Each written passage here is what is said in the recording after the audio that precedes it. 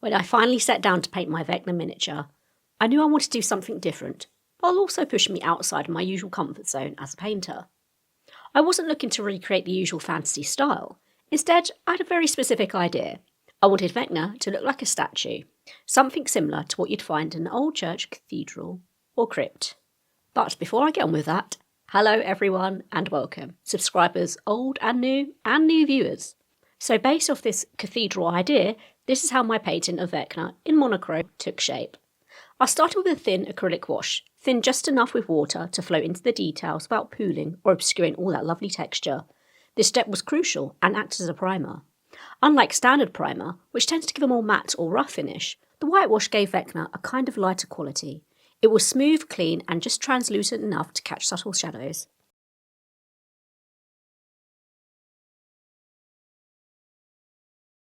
Originally, I planned to use my airbrush. I was quite keen to practice using it, especially since monochrome painting relies so much on gradual transitions to simulate realism.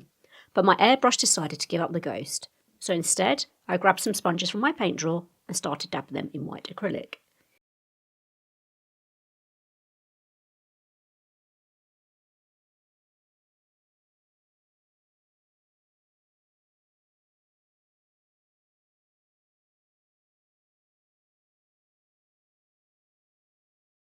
In a way, I'm much happier I used a sponge, as it simulated that stone effect I was looking for. The sponge worked well on big surfaces, but I found reaching those tiny little nooks tricky to paint. Vecna had a lot of recesses and deep undercuts around the collarbone and shoulders, so I took some scissors and cut the sponge into smaller pieces. Basically wedges that I could use to dab paint into the dips of his skeletal and sinuous body. I really wanted to challenge myself with this one, and by removing colour, I removed a safety net of sorts. There was no colour to hide behind. I had to really focus on the difference between colour and shade. With a few layers in place, I began introducing deeper shadows. This was where the marble illusion really began to take hold.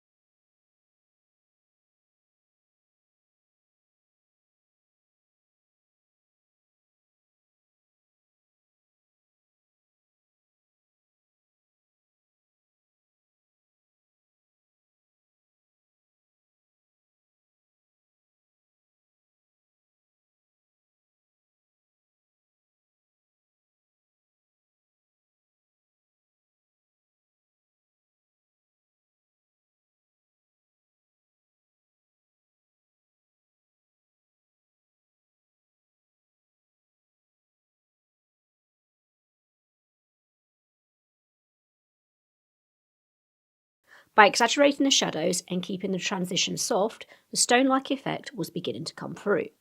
This was difficult though, as I wanted just enough shade to add contrast, not darken the whole figure. I layered it slowly, adjusting the opacity with water. This gave me freedom to experiment, to push highlights further than I normally would, knowing I could dial them back. Once the figure had its basic colour structure in place, I used dry brushing to add subtle highlights and blend any sharp transition.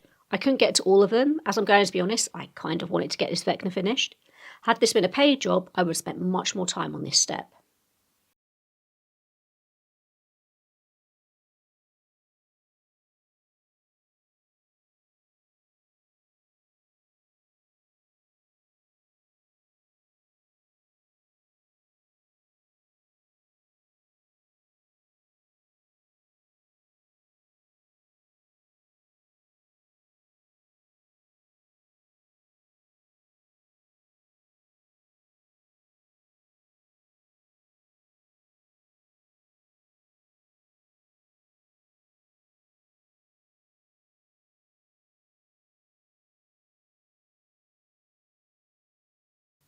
On one occasion, I wasn't being very mindful, I will admit, and I kinda grabbed the miniature in a very careless way, so much so it slipped out of my hands and cracked on the floor.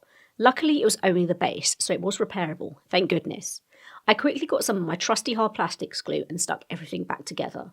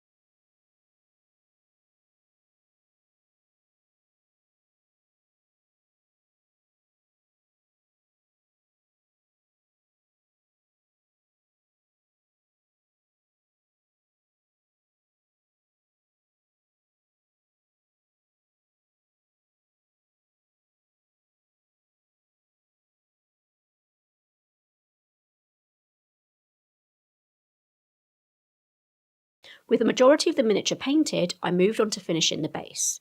My plan was to paint it in acrylic first to make it a bit more stable, and then add silver foiling.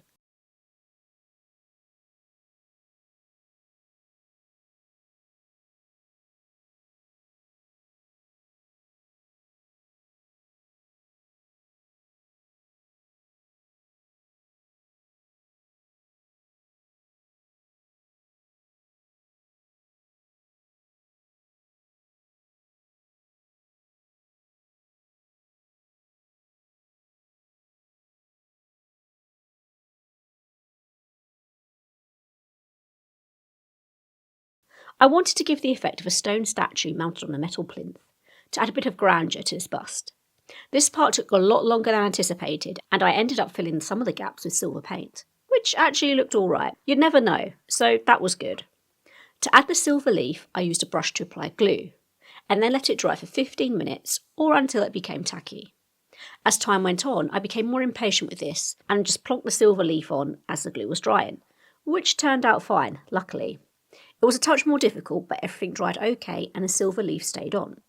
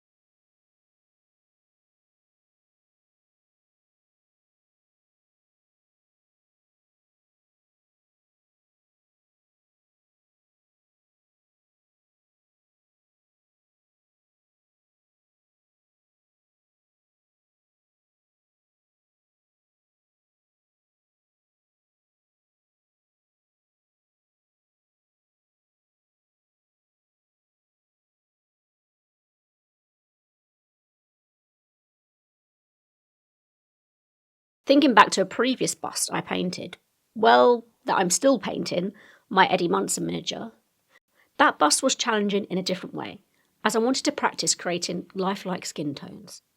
I used the airbrush to prime the mini with a thicker white acrylic. Actually, this was my first ever YouTube video, so I'll link it below. Anyway, that's all for today, folks, and I'll see you in the next one.